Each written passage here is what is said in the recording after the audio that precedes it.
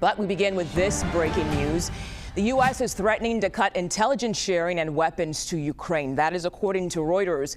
It comes as the White House ramps up its efforts to end the war in Ukraine. In fact, a 28-point peace plan is currently in the works, and the White House is reportedly giving Ukraine until next Thursday to agree to it. But right now, it's not clear if Ukraine will agree to some of the points in the deal. They include giving up their eastern Donbas region and Crimea and no NATO membership. Ukrainian President Volodymyr Zelensky acknowledged the proposal with a post on X. He wrote that Ukraine values, quote, the efforts of the United States, President Trump, and his team aimed at ending this war. We are working on the document prepared by the American side. This must be a plan that ensures a real and dignified peace. CBS News White House reporter Willie Inman joins me right now for much more. Willie James, thank you for joining us today. There's still plenty of moving parts here, obviously, but what do we know so far? Hey there, Mugo. Well, you're right. There are lots of moving parts to this peace proposal that was worked on by the U.S., Russian officials, as well as Ukrainian officials. Notably, the Europeans are aware of the plan, but they were left out of much of the negotiations. And as you mentioned there, it would essentially mean that Ukraine would have to give up some of its territory. On top of that, they would have to cap the size of their military at 600,000 troops. So right now, it's much larger than that. As well as Ukraine would have to agree to not join NATO, but still be allowed to join the European Union. Remember, the president of Ukraine, President Zelensky, has been really steadfast and said multiple times that he wants to eventually join NATO on top of joining the European Union. So that clearly would be a proposal that the Ukrainians perhaps would have to look at seriously and could perhaps draw some concerns because they have those security concerns, right?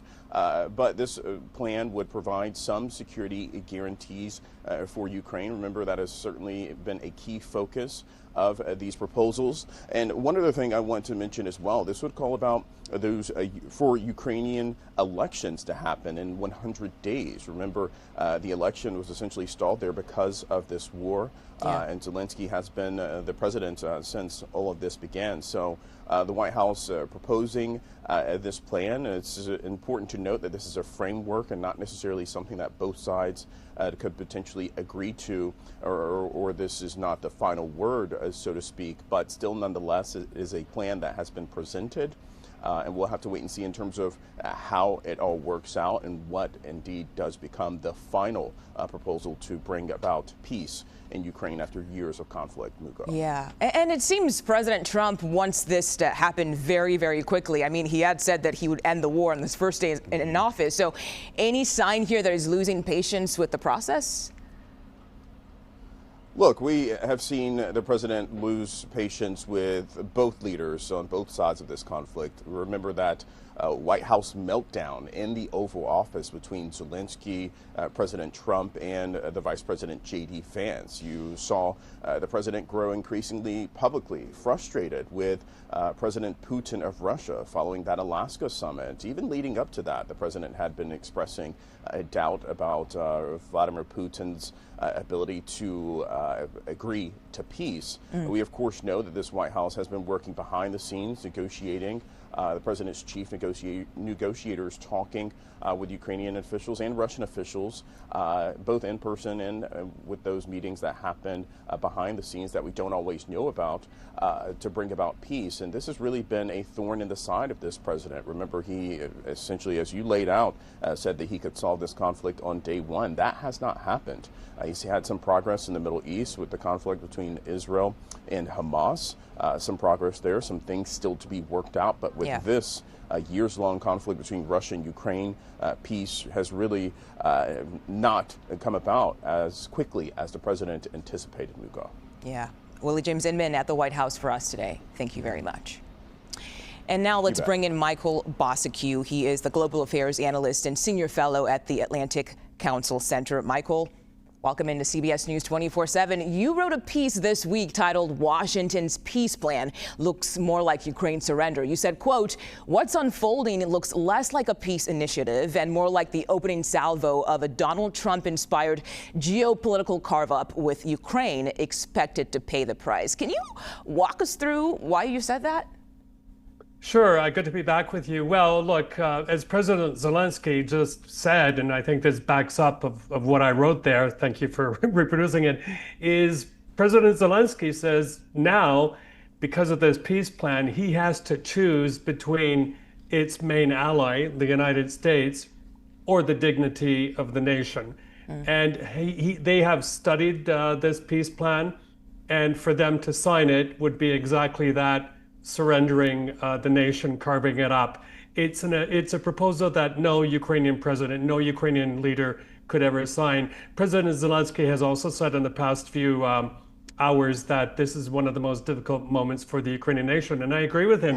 Because this is a time when if even a portion of this agreement were to be agreed to, that is game over for the Ukraine as we know it today, especially giving up territory that Russia doesn't even control, limiting the size of the Ukrainian military, giving up NATO membership, a whole bunch of other things as well that would render it no longer a sovereign nation. Yeah, some very long-term consequences there. The president of the European Union talked about this proposal today at the G20 summit. I want to play some of what she had to say and then get your take on the other side. Michael, let's listen. As you said yesterday, a 28-point plan was made public. We will discuss the situation both with European leaders and with leaders here in the sidelines of the G20. I will also reach out to President Zelensky to discuss the matter. Important is a key principle we have always upheld, and that is nothing about Ukraine without Ukraine. All right, so nothing about Ukraine without Ukraine. Michael, you're currently in Johannesburg, South Africa, at that same summit. So what else are you hearing from world leaders out there?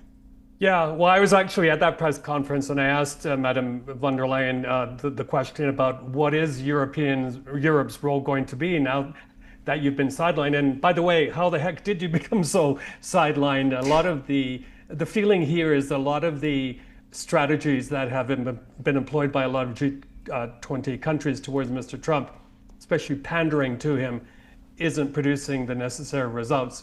I also have to tell you that there was earlier a bit of delight, I would say, that the Americans said they're not coming, they're boycotting the summit.